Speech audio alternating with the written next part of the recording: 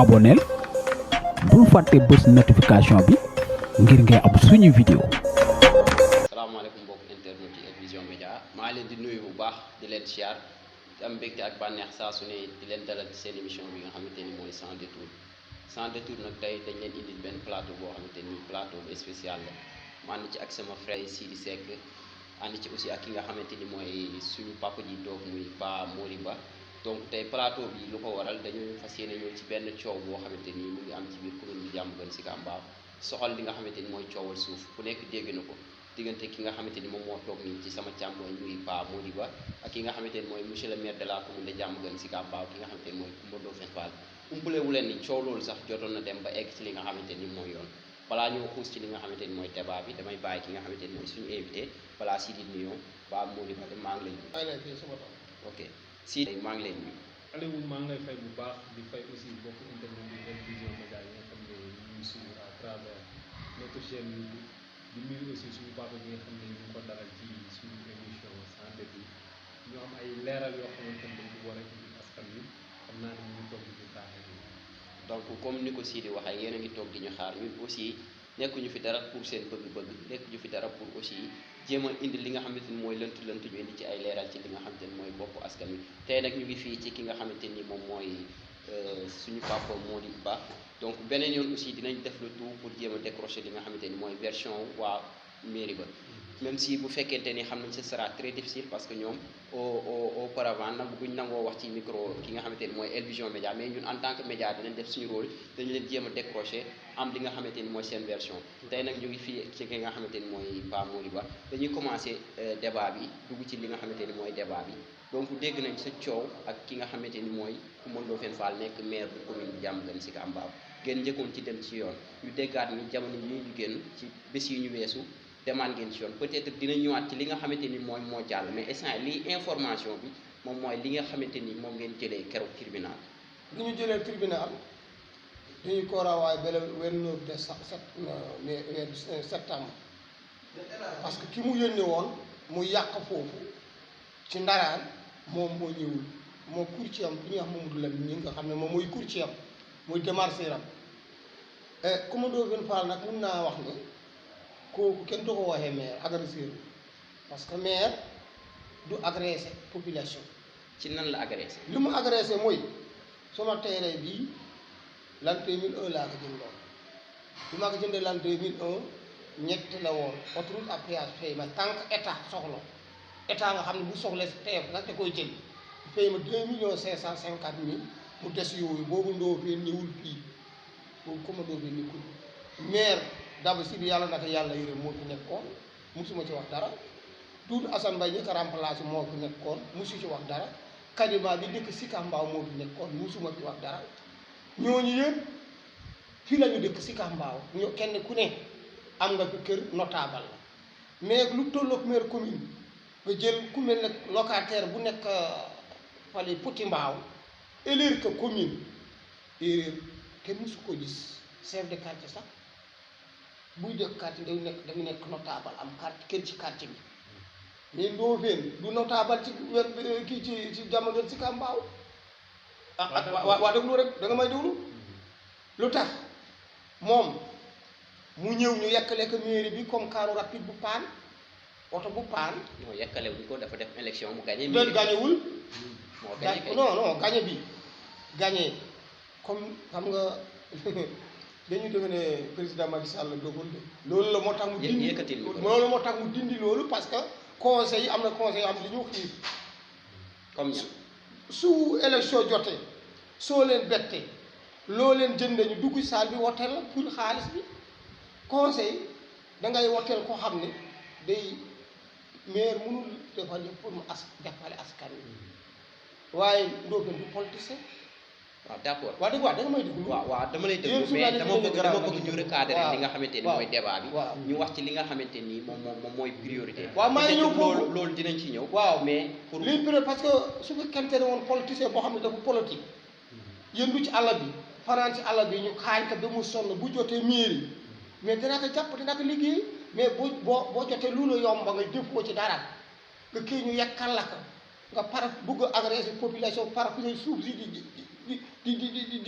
di sàcce di jox ngay jalkati loolu mooy walee ne yow liggéeyoo ko parce que day parapetoo.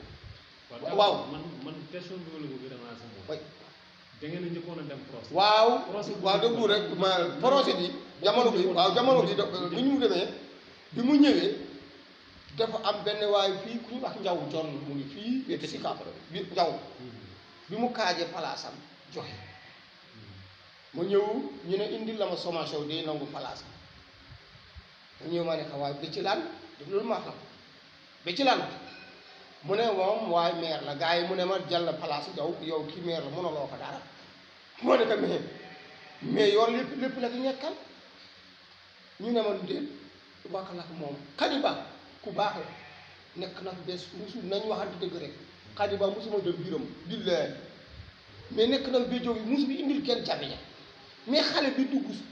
maa ngi ci décision tribunal bi ñu attee 76 la juddi ci date de naissance mu ñëw sonal moroomi baayam moroomi papam yi am na kilifa yu bari day làkku seen gannaaw. mais ku mën dafa jaay sa terrain. da koo wala daf ko bëgg a bàyyi. non da koo jaay da ko xam nga li olof njaay ne sàcc dënd yomba na. mais fi nga koy tëggee moo jafe. loolu la defa ci man. nan la def sa terrain. waaye daf loolu bi mu ñëwee premier lu ma tey 6 à juróom benn at. yéen umpali la ñu ngi xeex bi mu ñëwee. bi mu defee loolu njaw ba pare. nan la def yow. dafa xaaj place njaw joxe benn waaye njaw muñ loolu. njaw muñ ko moom njaw. njaw moom muñ loolu. waaw te tey mu ngi problème. mu ñëw ci sama bos. ñu jox ma kay mu ne moom dafa soxla foofu. ñu jox la sommation. sommation. ba tey ñoo ngi ci man ma denc. mooy terrain bi. mooy terrain bi. ma bañ gars yi woo mu ne ma comme que maire la dara dem waxtaan ak moom ma ne ko man déw ma maa ngi xaar bi mu laal suma yëf ñu ne ma wax ñëpp ñaan ma daal di dem suur boobu laa mos a dugg mairie mu ñëw ànd fekk mu ànd ak moom ak ñëmb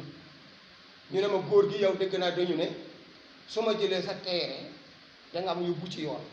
waaye na nga xam ne magistrat yooyu nga yaakaar man enaam laa jël ni comme ñoom wax loolu mais man dara toog foofu ma ne ko boo ko tojee ma ñëpp la ci kaso bi di bu ma ko tojee ñëpp la def naa ko ci kaso bi. ñoo ko defee ci kaso bi. ba déglul da nga may déglu magistrat yooyu mu xeex nag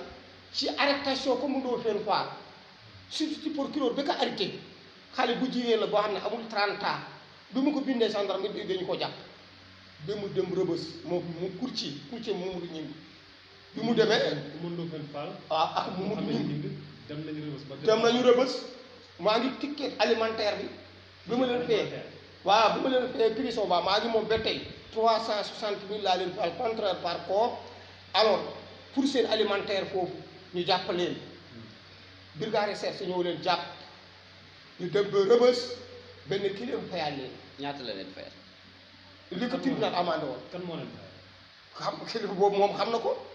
léegi bi mu leen fayalee. waaw coow boobu jeex na ko. waaw bi mu leen fayalee vraiment yàlla rek moo dul juum. mu am na suuf si 2 sacs suma yëf bi mu leen fayee bu bay woon suma yëf fay na ma su ma ko tey dénoncé mbaa ma kii rek yoon dana tegu ci sama kaw parce que comme que juum na fay na la mais amul droit la nga xam naa ne ki mu jaay affaire bi. ba lan la jaay. mais da ko jaay parce que ñi day am promoteur ci ko féete gannaaw parce que am na yoon na dëgg naa ñu ne moom ci nee na man damaa jaay foofu. mu dem domaine bi mu demee domaine mu ne moom mu jël kat am na sax procédure bi ma koy topp ci tribunal paregul comme gouvernement ak moom bokkul ak bi ne tribunal bi kii bi jàll la 21 la kii keroog bi jàll bii raawaay la 29 amaan na ñetti dossiers yi war a dem d'accord ak yow ak waaw la même affaire parce que dafa falsifié kay foo isabi ko suma tur mu dem domaine mu indi des coste benn kay bu ne Aliou Diallo mu signé sama kay baaxul suma tur amul droit def loolu mu jël kay bi jokk ay booy Fass Mbaaw ay yi ma dëkk Fass mu jóg leen di leen gëmloo ne di leen obligé woo di leen jox xaalis nañu génn pour ñu indi histoire waaw léegi kooku maire buy def loolu bu fa crime amee na. est-ce que yow am nga preuve ni moom moo def loolu. moo def loolu indi na kay bi des coste gars yi baa ngi ci dossier dañu koy topp. moom moo neexal xale yi pour ñu jóg est-ce que yow am nga preuve boobu. ma ne xale yi xam naa am loolu ñëpp xam nañ loolu xale yi nag xale yi dem nañu ba xam ne du dëgg léegi mënutu leen dara xam na lépp dafa indi benn kay xam nga gendarme yi yu karañ la bi mu indi kay bi mu ne dafa bi affaire boobu am dafa indi kay bi ki Aliou Diallo chef du urbanisme bind ko signé foofu équipement ci terrain football bi ci suma tur bu présenté ko dos ko gendarme yi mu ne ma comme que indi na kayit bi indil kayit yi nga am bi ñu domaine defee yow yaa ngi topp sa waade baay mu ngi jàll mu ngi jaar yoon waaye nag dangay arrêté foofu parce que tant que mu ngi litige dangay arrêté foofu seen i wax seen droit la yu karañ lañu waaye nga alors ma arrêté gendarme yi def seen enquête yónni domaine tontu leen ne toujours suma kayit baax na moom kayit bu mu yore baaxul léegi nag kayit boobee nga xam ne moom la ko lijjanti domaine suma tur jox def lu ma ko procuration def lu ma ko dara mu lijjanti ko mu yor ko bis bu ñu demee dawala gis dana wax ku ko jox domaine waaw léegi gannaaw ba ñu jàppee ku mën doo fen ak moom xam ne nii yëpp ci kaso bi waaw tribunal jox la dëgg waaw mais lan moo waral boobu ba léegi yow tamit mënoo yeggale sa terrain lan moo ci nekk waaw su fekkoon te ni yow yaa am dëgg est-ce que tamit doo continuer non mais su ma bi affaire ba amee su ma buggee tabax day moom muy neexal ay booy yi di indi histoire bugg xeex am mais est-ce que tamit yoon mën na la jox dëgg ba pare ay booy dina waaw mais xam nga ab saay-saay moom mun na lu ne bi mujj bi ñuy dem tribunal nii tribunal bi la moo ko waral li ko waral bi bu defee noonu ba booy yi nag xale yu faas yi nag doxuñu mu jële rek fay leen ñuy wax ci média yi man ma noppi rek bi mu demee nag ba booy yi xam ne day tàppale ñu xam ne moom tant que maire condamné nag booy reculé ci la yónni Mamadou Lamine Gningue ak benn booy bi ñuy wax Omar Fall porte naa plainte ak Badara Mbaye mais ci ñi doon def enquête ba dañu nanguñu déglu Omar Fall te Omar Fall sàcc na sama xaalis sa xaalis waaw 200 000 kañ keroog bi ñu jàppante ko ci terrain ba buñ ko sàccee du muy jàppante ma yoroon 200 000 mu daaru mu jël ko dégg ko mu jël ko léegi nag moom ci enquête ba mu porté plainte wu ci procureur bi procureur waxee nañu enquête moom Ndofène rek lañu enquête ci Gningue rek lañ moo ko gàddu Gningue moo ko gàddu waaw mais tribunal doxul bi ñu demee ci lañu cité Ndofène na ñëw Omar Fall bu soobee yàlla moo ko Badara dinañu ñëw xam naa lan lay def bi ñu ñëw taxaw parce que ñoo ma doon agressé bon bu loolu passé moom affaire bi moom damaa defee ne bàkkanam la fi teg parce que su defee bu defee équipe bi ba mu jàll réserve day indiwaat beneen équipe indi la ay lébu di ko yëmbal ñooñu xam mu ne alors seen tooli maam la mu gembaleen lébu yi ñu ni seen tooli maam waaw mu ànd ak ñoom moom moo leen indi moo leen indi parce que ba ma leen jàppee parce que li ngay wax nii tamit c'est des informations non mais c'est des informations de taille est-ce que tey jii nii yow am nga lu la wóor ni ba xam Ndofène moom moo jël lébu yi indi leen lébu yi waaw bi ñu def leen enquête yóbbu leen tribunal waaw ñoom Ndofène seen enquête bi ñu ñëwee waaw tribunal dossier lébu yi ak dossier Ndofène la ñu boole moom ñoom la ñu atte procès boobu mooy bi ñu renvoyé waaw li tax ñu renvoyé procès boobu non li ñu tey loolu tribunal moo xam nga man du ma attekat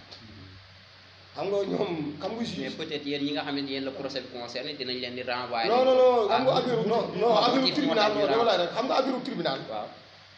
loolu juge moom ñun ñoo riir mais riiru sa avocat wax la si dara waxuñu ma ci dara ñoom xam nañu lu tax ñu renvoyé ko ñoom xam nga am nañu crañ boo xam ne bu ñu jàkkaarloo ko yow rek ku wax rek dana xam ne ku nekk ku ci dégg waaye bu ñu amul lépp preuve du ñu mën a attaque xam mais xam nañu lépp dégg nga loolu rawaa bi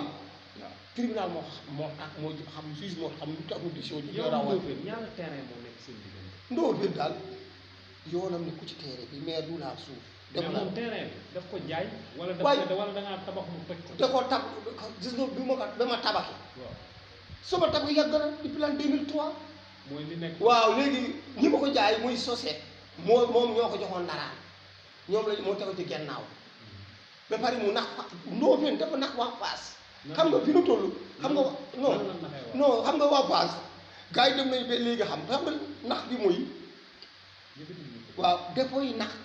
waa Fass dafa am na booy yoo xam ne xamuñu dara parce que terrain bi doguma la mais da am ñoo xamante ni dañuy jaawale terrain yi am ñoo xam ne dañoo foog ni terrain football bi voilà très am bien ñoo xamante ni awul aussi ci dañu dëkk waaw wala fi mécanicien yi nekk waaw léegi exactement ban terrain la si xam nga très bien yow xam nga affaire xam nga te ñoom xam nga loolu lay naxee xale yi moom bu demee ba ci pour bu jax sama nag population bi day wax paa bi moo ngay lijjanti pour jël seen terrain football moom loolu lay gëmloo xale paas yi or que man soirée football bi sama yoon nekku ci loolee ma occupé te ma collecteur jàkkaarloog tali bi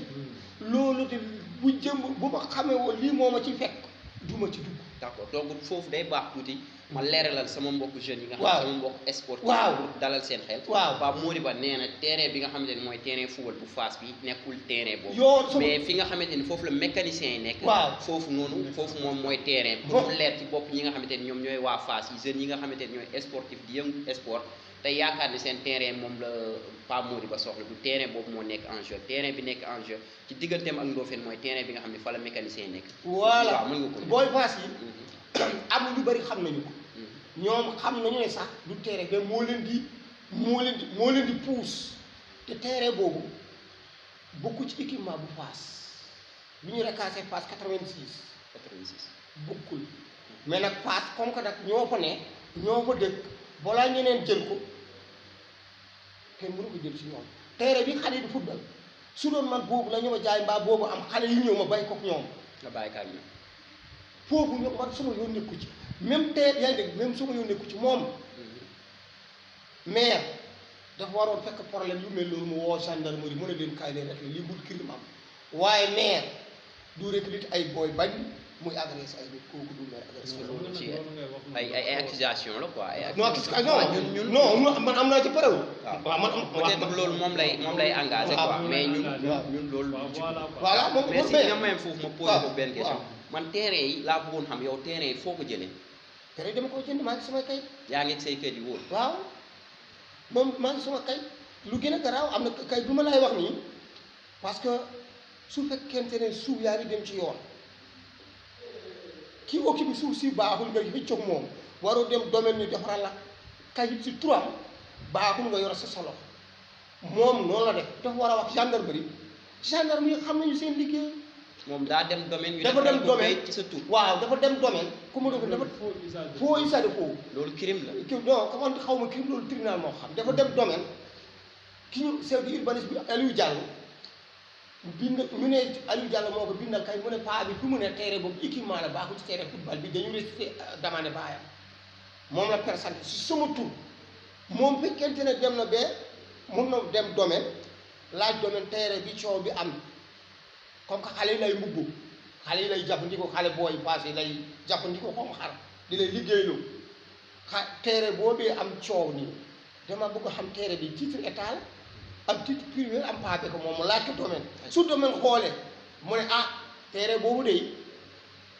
wax dëgg yàlla kayit paa bi baaxul bu demee gendarmerie mu ne gendarmerie paa baa nii terrain bi may kiccoog man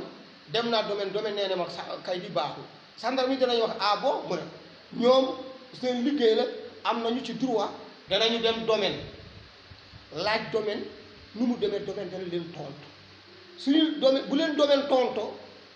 suñuy def PV yi duñu mun nañu ma wax domaine tontu nag mun nañu ma wax domaine du ma tontu ñoom dañuy bind jox tribunal lu tribunal def noonu moom nag li ma koy toppee 4 plainte am na plainte mu ngi gendarme mu ngi son place boobu toj boo yi même suuru problème bi ñu arrêté kii bul kenn génn guddi couvre-feu bi guddi boobu toj nañu terrain bi ci guddi xaaju guddi waaw boobu da nga ko porte plainte boobu dama ko porte plainte boobu moom moo ko toj moom la moo ko tojlu moo ko tojlu est-ce que tamit jàppoo ne rek yow même ku ñëw sax toj fa birig da nga naan ko mun moom la parce que moom rek te bi may xëcc moom rek mooy def loolu parce que ñamitul toj bi bëccëg booy paas yi moom booy yi lay yónni booy yi nag léegi xam nañu deuxième plainte bi lan la deuxième plainte bi la même cas boobu yi toj la encore toj la guddi ban terrain la même foofu troisième plainte bi la même chose quatrième bi mooy falsifié kayit bi mu yore falsifié kayit bi suma tur domaine mooy bi mu jëlee domaine waaw moom laa koy topp moom nga koy toppee jox muy na 4 plainte waaw am na kayit bi mu jox booy paas kayit boobu bi mu jëlee domaine mu wax leen paa bi wala kayit baa ngi nii te kayitam jox na booy Fass Mbao yi këyit mais waaw. këyit boo xamante ni moom domaine la ko defaree ci sa tur. sama tur man kon est-ce que waa domaine yi tamit nekkul ñu complice. waaw non waa domaine yi c'est-à-dire am na booy yoo xam ne foofu mun nañ ay trianal yi mun nañu def mais nag bi des ko si defee restitution ñu laaj Aliou Diallo Aliou Diallo dafa tontoo dafa tontoo des ko sonné bàyyi paa bi baax na gamandam baax na ñu delloo ko mu mais yow est-ce que yow jaruloon yow nga dem ba domaine nga waxtaan ak ñoom nga vérifier xool moom nu mu def ba am xam mais ma si ne yow non mais xam nga soo demee loolu léegi loolu moom waaw moom mi yore foo yi sa defoo am du ma xam léegi kay yoon waaw bis bu ñu taxawee tribunal bu génnee kay bi ci loxo am waaw mais tribunal dana ko ne kay bii ci turu paa bi foo ko jëlee dana wax ki moo ko jëlee domaine yow kay defaloo bàyyi ko procuration wala dara defu lu ma procuration baa ngi dox paas kay boobu waaw moo ngi mu jóg booy paas yi léegi amee sa diggante ak booy Fass yi lan la booy paas yi jotewuñu dara Ndofène daal mooy nekk dina manipuler sama kaw waaye boo gisee ngeen di wax mu leer maire du adresse maire bu jëlee ay xale di ko xeexlu bu fa crime amee la keroog bi muy toj non déglu est-ce que moom moo leen di xeexloo parce que waaw, parce que ñun loolu mënuñu ko waaw mais man waaw ñëwal waaw parce que suur xoolal parce que tey suñu xoolee que ni moom ba léegi confirmé wul que ni Coumba Ndoffène dafa jaay terrain waaw moom boo xoolee ci biir wax ji dafa toj sama dafa toj terrain waaw waaw donc est-ce que Coumba Ndoffène bu fekkoon que ni intérêt personnel am lay seet bu doon terrain bu mu jaay jël ci xaalisam est-ce que tamit dina ko jaral combat bii nii est-ce que tamit nekkul ne dafa préserver intérêt population bi d'abord parce que foofu nga bëgg a tabax bu fekkente ne am na leneen lu ñu ko prévenir pour benn genre. non parce mais c'est que voilà ma ñëw ci loolu du dégg état moom lan la préparé. non da koy jaay rek trian rek da koy jaay état ci boppam mais puisque bi mu soxlee sama terrain mais da koy jël état boo ko soxloon soo ko soxloon da koy jaar ci gouvernement par gouverneur de Dakar kayit la ñu may jox su ma bañee danañu toj danaa dem tribunal mun naa am mun naa ñàkk mais Ndofène moo jël personne moo jël boppam rek ñun Ndofène moo fi toogal état quand même déedéet état boobu surtout moo bi mais kooku soogalu fi état kooku toogalu fi état boobu yëpp toogalu fi état parce que ñaata yoon ngeen dégg jàpp nañu maire yi ñaata maire jàpp nañu ay maire ñaata maire yan maire ñoom bari nañ toujours am na ñetti maire yi xam na li ñu ngi woon ci kasu yi waaw dégg nañ ni jàpp nañ Coumba Ndoffène ci yow waaw ba tëj ko Rebeuss waaw am na Sénégal yëpp xam nañu loolu da koy nuga mais am nañu loolu mais am na ay maire yi ma xam ne ñaata jour lañ ko fa tëj dafa parce que xam nga keroog bi ñu ko waree seet sa arrêté suuf si bi mu demee Rebeuss boolaa gars yi wàcc lijjanti nañu xaalis xam nga Sénégal lijjanti nañu dañu fay conteneur par compte yow lañ ko fay man la ñu ko fay man ñaata la 500 500 000 000 waaw kon bi ñu ko jëlee bi ñu jëlee 500 000 dañu ko indi bee man beeg recherche moo ko ci gendarmerie ñu fay ma ko gendarme recherche la ñu ma ko fay ñu defar ma service des arts ñu bàyyi ko ñu bàyyi waaw d'accord léegi nag bi ma jaaxal tuuti rek Aliou mooy mooy terrain terrain moom Ndofène moom am na victoire ci kaw Ndofène bañ arrêté Ndofène bañ fay ko mais moom tamit ba léegi mënagul tabax terrain bi loolu tamit jar na taxaw seetlu quoi waaw mënul ba léegi tamit en plus ñu ngi demande tribunal bi ñëw waaw te dossier la boo xam ne atte nañ ko ba classé ba classé ba condamné Ndofène lan moo war a laaj demande tribunal bi waaw lu war a laaj demande tribunal bi dafa contrôle acte tribunal rek parce que appel deful appel deful appel lan moo war a kon voilà bi ñu ko attee deful appel bi ñu moom dafa defe woon xam nga moom dafa defe ne daal moom muy Macky Sall kenn mënoo ko daal waaw loolu la defee yëkkatil micro bi loolu la defee mais maire yi ma gis daa gis dañu daa jàpp ay pôle ñoo leen di jëlee mais maire buy pôle di jàpp xam nga ne kooku sax waay kooku du dara maire bu ay di pôle jàpp ay pôle di la jàpp di la yënduloo kooku maire jàpp di la yënduloo comme di la yënduloo prison boo prison kat boobu amee 3 heures de temps def dugg ko xas moom mais pël nit la quand même waaw mais dama ko waxee na rek man ñëpp maire yi ma daa gis waaw dañu doon jàpp ay pôle ñu génnee téléphone ñu génnee leen mais maire ay pôle di ko jàpp kooku faux maire mais ku nekkul ci yoon tamit waaw yoon moom waaw mais yoon waaw yoon loolu xam nga lu ma gën a métti lu may jël di ma boole ak ay booy parce que ma dëkk fa dëkk ci ñoom jàkkaarloo xam nga moom est-ce que waxu la li mu bëggoon def si biir terrain bi. da ko doon jaay. da ko doon jaay moom mu ngi ma ne dëgg ko xam nga am na actuellement nii. waaw xam nga tamit buñ toogee nga bëgg a taxaw instru nag ka ko doon jaay. xam nga jaay na ko nekkul jaay xam nga léegi. léegi est-ce que yow gis nga ki mu ko bëggoon jaay. xam nga ñoom xamul lan la ñuy def dañuy am ay hommes d'affaires yoo xam ne. da nga mës a gis ngoo fen jaay fii benn terrain. donc man de su dul li mu amaan teg caw ak sama problème yi wax dëgg ci suuf ma waaye nag xam nga mbirum suuf actuellement soo nekkee maire mën nga encaisser du feeñ tant que yaa ngi nekk maire bu waa ji ñëwee dañu gëm la ko. waaye lu feeñagul moom waaye waaw du xam nga fan lay feeñ nag dem. xam nga fan lay feeñ nag ci kanam waaye damay jàpp ne munoo ñëw nga nekk maire nga fekk ki yor yëfam nga koy agressé nga koy yàq ngeen dem ba tribunal. est-ce que baatu agressé bi aussi munoo doo ko. non loolu laa koy considéré parce que boo bi muy tëj premier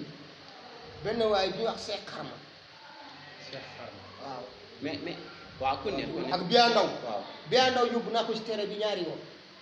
am na benn borom saret bi ñuy wax. waaw de tribunal. am na benn booy bi ñuy wax As. Biya Ndaw lan moo ko tudd woon. Ndofène moo la àndaloon jamono. parce que comme donc yow dafa mel ne ñi nekk ci alentour Ndofène ñëpp nga yóbbu police quoi. waaw parce que moom xam moo def forme équipe boo xam ne mu ngi koy teg ci sama kaw am na ñu bëri ñu ma cité waa Fass même am na benn waay bu nekk Fass xam nañu mu dossier am mu ngi fii tribunal mu ngi fii sans Fass ñaari booy am na ñoo bàyyi wax nañu ma ci Fass ñu ngi ci biir mais duma leen mën a topp parce que mosuma leen gis ñu taxaw. d'accord Ndoof dafa former équipe. waaw ci li mu wax. rek mais yow tamit est-ce que amul ñu nekk sa ginnaaw former équipe pousse la pour nga dem jàkkaarloog moom Ndoof. amul. amul waaye tribunal kay lu ñu àtte preuve la bu leen tooñ politiciens yi loolu yéen médias yéen da ngeen garaaw yi ni tooñ parce que di ngeen di wax lii wax ak lee. déet loolu amul dëgg ataa déggoo li ma la ma ne la. non question la wax dëgg xam nga ne ma ne la. waaw yàlla rek moom du juum. waaw loolu am Ndofène bi mu yàqee sama yëf waaw. ñu dem tribunal ñu condamné ko mu fay ma sama yëf su bay woon sama yëf pare naa ci parce que fay na ma li may toog ci médias yi nii bu ma fay woon ba pare ma dem alors di ko sosal mais ba ma toppee di formation da ma koy tooñ non man la lay bëgg daal toujours laa wax ci médias yi na ma bàyyi na la bàyyi. waaw wala na bàyyi seetee. waaw du ko bàyyi nag xam naa du ko bàyyi parce que moom su defee lii rek su paree ñu ngi ci tribunal. parce que man dama déggoon information ñu ni foofu ci terrain bi ay maison de la jeune foofu la waroon nekk yow yaa tax defuñu ko. dañuy wax rek yóbbu Sicap. ma ne dañuy wax rek du dégg lu la wax lu la dégg. mais yow bu doon sax tey maison de jeune lañ fa waroon def sax yow est-ce pourquoi pas en tant que personnalité boo xamante ni dëkk na ci commune nga bàyyi leen ñu def foofu aussi. loolu ci teraanga bu ñu ma ko ñaani ci teraanga man mi wax ak yow am na benn jigéen boo xam ne suma waa kër sax xamul man am na affaire yoo xam ne li ma def lu dansé rek ci média laa koy wax suma waa kër xamul waaw dama ko wax rek jigéen bi mu ngi may dégg dañu mus na jël famille kaas xaalis ay gaay jaaykat sama teere ñu dem bee gendarmerie gendarme mu ne ko yow amul kay paa bi moom teere ñi la jaay sax ñu ngi leen di wóor ndaw si jooy mu ne xamul lan lay def ma jël kayit yi ak yi man bàyyi ko moom wàññiwul ma dara am na benn waajoon toon bu doon suma kër ma wor la su mun na la won 5 millions 400 laa koy topp la bañ na bàyyi am na koo xam ne ki ma njëkkoon jàpp foofu si terrain bi waaw tiddoon na prison 1 mois ñoom xam nañu ko 800 quelques mille dama fayal naa ko même contrat par rapport bàyyi naa ko d'accord mais Ndofène daf ma sonal boo demoon tribunal jox nañ leen appel le 29. le 29 waaw soo demee taxaw. waaw tribunal jox Ndofène dëgg. lan mooy sa réaction. bu tribunal joxee Ndofène dëgg man dootuma taxaw foofu xam ne décision justice daanu. doo def appel doo def dara. non mais loolu nag moom ak mënu àtte bu tribunal bu la defee boo daanoo foofu yoon may na la def appel. waaw waaye tribunal ñoom yàlla rek moo dul jub mais gëm naa ne ñee dëgg la ñuy àtte. d'accord même bu ñëw boo defee appel mën nga dem cour d'appel ñu confirmer mën nga dem cour d'appel ñu dindi ko waaye toujours lu ñu dindi foofu rek dafa leerul waaye lu gën a bari man damaa jàpp ne su ma nekkoon place ku ma doo fii lu ñu ma condamné Dakar léegi mu ne ñeentaat dootuma wax ci foofu d'accord d'accord donc émission bi tiré na à sa fin presque donc ñu ngi def ni signe ne li nga xamante ne mooy temps bi ñu desee bëriwul donc tey jii nii pour peut-être dernière question est-ce que tey pare ngeen tey pour nit ñi nga xamante ni bonne volonté wala ñi nga xamante ni am nañ kàddu ci commune bi dox tànk jàmm ci sa diggante ak Ndofène ba li nga xamante ni moom mooy ñu réglé ko ba nga xamante ni kenn ci yéen du gaañ. non mënul ne parce que mënul ne parce que am na suma benn xarit ak benn kii foofu mu ngi fi jàkkaarloo Ndofène bu ma diggee dana xam ak préfet bi fi nekkoon waxoon na ma mu ne ma damaa bañ histoire parce que seen affaire bi réalité ko kooku baax na jullit la woon demoon naa ba mere ko sax te boole ko gouverneur de Dakar Mohamed Fall ku baax ku jubóo ngi noonu gouverneur boobu kooku ku jubóo ngi noonu bi ma ko booleeg gouverneur Mohamed Fall mais mun a def nga man lu dus naa mais man pël laa dama bëgg ngeen bay histoire bi mu ne dama bëgg ngeen jubaleeg Ndofène ma ne ko man déw ma xam nga loolu ma ne ko déw moom mu ne man ma sumi teni yi ma ne kon na ñëw préfecture mu ne ma déedéet dañ koy fekk ñu ñëw mairie ba ñu ngi téléphoné ko mu ne ko paa bi dafa tiit ñëw nañu si ëllëg saa ñu toj teere ba ñi ngi moom moo ko téléphoné ne ko yow da ngaa tiit ñëw nañu si mairie Mohamed ñi ngi waaw courtier bi c'est courtier conseil municipal courtier la courtier rek conseil municipal ay ban conseil waaw yooyu sii di ñëwal waaw man question bi ma ko war a laaj rek mooy moom actuellement fu mu toll chaque fois damay gis ci biir waxam day tudd gouverneur tudd préfet tudd keneen est-ce que amul ay ponkal yoo xam ne ñoo nekk ci kaw nekk sa ginnaaw moo tax nga am fitu taxaw chaque jour ci position bi nga taxaw amul benn ponkal bu nekk suma gannaaw man 47 ans am naa ko Ndakaaru sama carrière yëpp Ndakaaru laa ko def kilifa yu bëri xam naa leen ñoom loolu la ñuy wax waa Descos bi ñu arrêté nañu suma yëpp boole naa leen fii ci kaw nga boole leen ci kaw waaw mais vraiment gàcce laa ci am parce que